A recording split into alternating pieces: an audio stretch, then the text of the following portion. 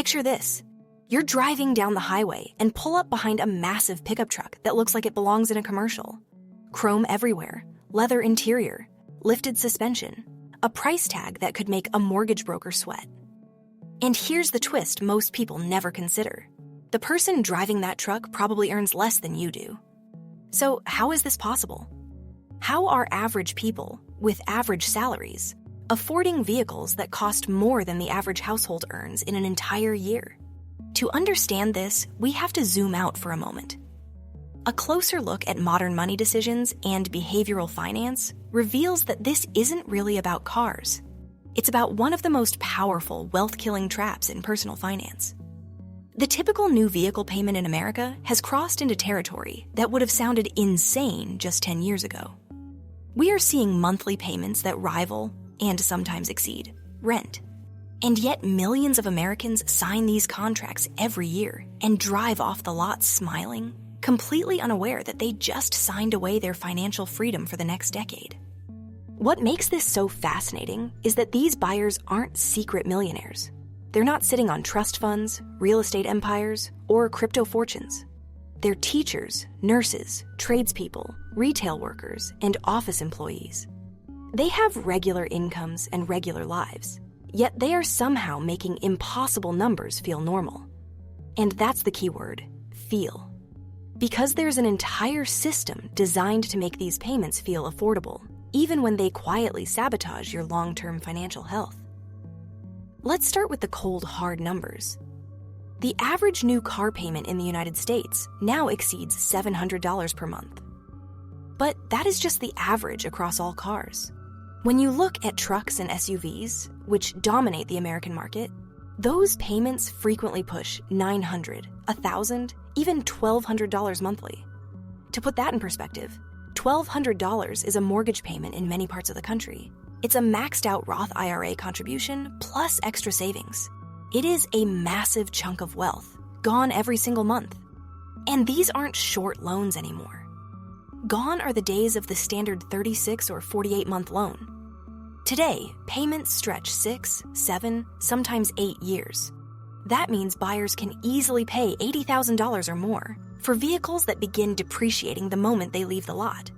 It's easy to assume incomes have risen enough to support this lifestyle, but the data says otherwise. Wages have grown, sure, but nowhere near fast enough to justify this level of spending. So how does this keep happening? The first factor is the loan length trap.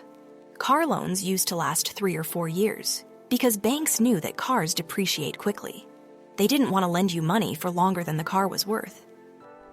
Today, 6- and 7-year loans are considered normal. Some lenders even offer 84 or 96-month loans, which should raise serious red flags for anyone interested in financial literacy. Longer terms lower the monthly payment, and that's where the consumer's attention stays.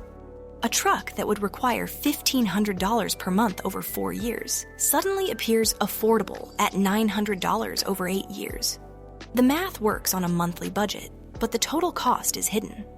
That $900 payment over 8 years adds tens of thousands of dollars to the total price in interest alone. Even worse, the depreciation curve ensures the borrower owes more than the vehicle is worth for the vast majority of the loan. This leads directly into the negative equity cycle, often called being underwater. Here is how the trap snaps shut. A vehicle is purchased with a long-term loan. 3 years pass. The owner gets bored, or the warranty runs out, or they just want that new car smell again. They go to trade it in, but they still owe $30,000 on a truck that is now only worth $25,000. A responsible financial decision would be to keep the truck until it's paid off. But the dealership has a solution. They simply roll that $5,000 of negative equity into the new loan. Now the borrower is paying for the new vehicle, plus the remainder of the old one. This cycle can repeat for decades. We see people driving $40,000 cars with $60,000 of debt attached to them. Payments never truly disappear. Loan balances stay high. The illusion of progress feels constant because the car gets newer, but financial freedom never arrives. If this is hitting close to home, subscribe. This channel breaks down the financial decisions most people never question. Dealerships benefit heavily from this structure.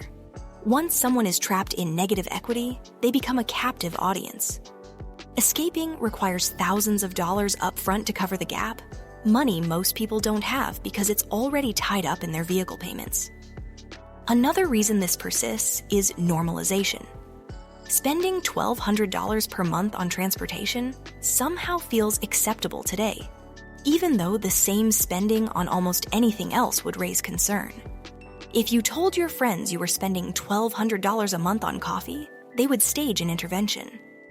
But tell them you spend it on a truck, and they congratulate you. Transportation gets a special exemption in household budgets, and marketing plays a major role in that. Vehicles are no longer positioned as tools to get you from point A to point B. They are framed as extensions of identity. The truck isn't just transportation. It represents success, capability, toughness, and status. The luxury SUV represents safety and parental success. If a vehicle doesn't project those qualities, what message does that send? This emotional framing overrides rational analysis. The purchase stops being about transportation and becomes about self-image. When that happens, financial math loses its influence. Now consider how these payments are sustained month to month. Even with extended loans, $900 to $1,200 is a massive expense for most households. To make it work, many people reshape their entire financial lives around their car payment. This is the definition of being house poor, but for cars. Housing decisions get delayed or downsized. Vacations disappear. Dining out stops. Some take on second jobs or side hustles just to keep up, sometimes even using the vehicle itself to drive for rideshare apps just to pay for that same vehicle. Others pull money from retirement accounts or borrow against employer 401k plans to cover down payments or repairs. This is a tragic mistake. Future wealth is sacrificed to fund present transportation. The long-term cost of these decisions is rarely understood at the time, but it destroys the compounding effect that is essential for retirement. Credit cards often fill the gap. When the car payment eats up all the disposable income, expenses like insurance, fuel, maintenance, and repairs go on plastic. High-interest debt ends up subsidizing transportation, turning a tight budget into a long-term debt spiral. Some take it even further, using personal loans or home equity lines of credit to cover negative equity from previous vehicles. Appreciating assets like homes are leveraged to fund depreciating assets like cars. This is the exact opposite of wealth-building logic. And often, this isn't happening with just one vehicle. Many households carry multiple car payments at once, one for each adult, sometimes another for a teenager. Combined payments can exceed housing costs, creating a financial structure that drains cash every single month. We also have to talk about the hidden costs that aren't on the sticker. Insurance costs rise sharply with expensive vehicles. $200 per month per car is common for full coverage on a new vehicle. Maintenance adds more pressure. Modern vehicles are computers on wheels. A simple brake job or sensor replacement can cost $1,000. Major repairs can reach 5 figures. Without emergency savings, these costs almost always lead to more debt. Fuel adds another layer. Large vehicles often burn hundreds of dollars in gas every month. What once seemed manageable quickly becomes overwhelming. Now, let's look at the total cost of ownership. A $55,000 truck financed over 7 years at typical interest rates can cost over $67,000 just in loan payments. Add insurance, fuel, and maintenance over those 7 years, and total spending easily exceeds $130,000. At the end of those 7 years, that vehicle may be worth $15,000 if you're lucky. That's not transportation spending. That's large-scale wealth destruction. You have effectively burned over $100,000 to move your body around town. And here's the part almost no one calculates. And it is the most painful part of all. The opportunity cost. This is where we talk about what that money could have done. If you took that average monthly payment of $700 and, instead of giving it to a bank for a depreciating asset, You invested it in a standard S&P 500 index fund, averaging a 10% return. Over the course of 40 years, a typical working career, do you know how much money you would have? You wouldn't have a rusty truck. You would have nearly $4 million. Let that sink in. $4 million. That is the price of driving new cars your whole life. You are literally driving your retirement fund to work every day. One path builds generational wealth. The other quietly erases it.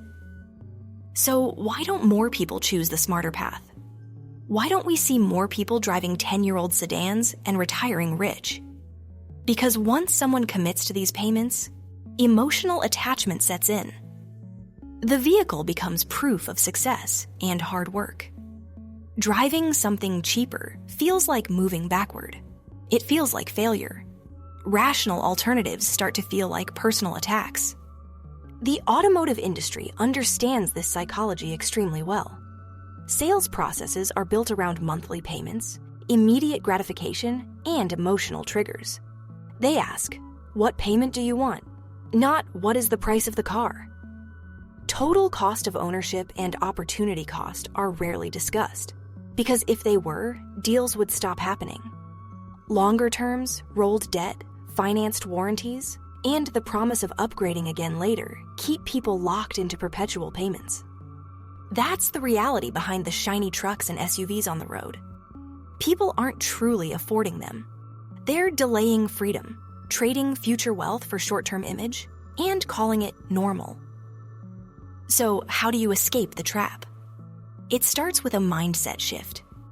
You have to decide that your financial freedom is more important than the opinion of strangers at a stoplight.